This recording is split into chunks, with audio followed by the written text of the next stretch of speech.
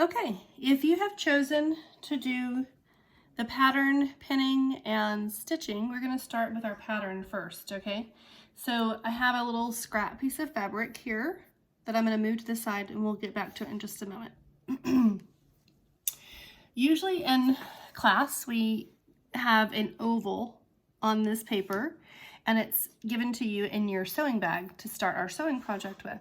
I do not have a pre-cut oval, but what I do have is a roll of tape, and I'm going to use this as my template. I've taken a whole piece of copy paper, one piece, and I cut it in half, and then I cut one half in half. So here's the other half of it, okay? And we're going to use the other half for something else. So let's start with this. So I'm going to take my template because I want it to be straight. Real quick. Move that out of the way. Don't need that. I'm going to use paper scissors, and I'm going to cut out my shape as close to the line as I can get it. Please notice that my blade is in front and my hand is behind, and I'm turning the paper. Why am I telling you this? Well, you'd be surprised how many people will try to turn their arms instead of try to turn the paper. So it makes it a whole lot easier if you'll just do it this way. Okay. All right. So now I have a little circle pattern. This, my friends, is trash, and it can go into your little trash bag. So put it over there. Now I'm going to take my fabric, and I'm going to put my pattern right in the center. I have a pin cushion that has some pins on it. Excuse me.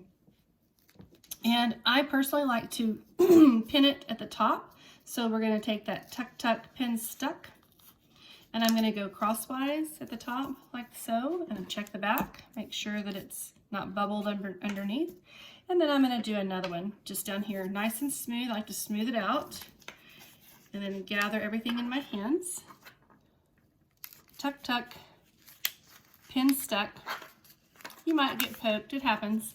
Then I'm going to not rub my hand across this because I do not want those pins to prick my fingers. But I'm going to check the back. Okay, looks good.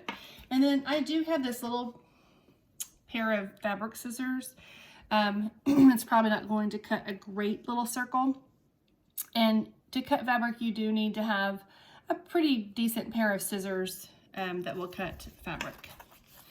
Okay, so I'm going to come in here, and I'm going to go ahead and just make my little notch. I'm not going to cut a fabulous pattern. I'm going to tell you that right up front, because I would rather use my large sewing scissors. Now, I don't know if you can tell or not, I'm holding my hand underneath this fabric and the pattern. The pins are holding the pattern in place, okay? But if I don't put my hand underneath, the fabric will fall away from the pattern. It's not any different than if you were cutting it on a piece of paper. You can do this on paper if you want to. Trash. Here is my pattern. Take my pins out, put them in my pin cushion. I do not need this pattern anymore. Throw it away. If you want to practice sewing your buttons on again, you can. Actually, the fabric that we'll use if you continue along with the choosing of the hand sewing project, you're going to use felt. So I'm giving that a heads up that next week we'll be using felt to make a little felt monster. So this is just teaching you how to use a pattern that you make and to pin it and cut it out. In class, we would have sewn 3 buttons on our little fabric piece that we cut out. So that's how you do it.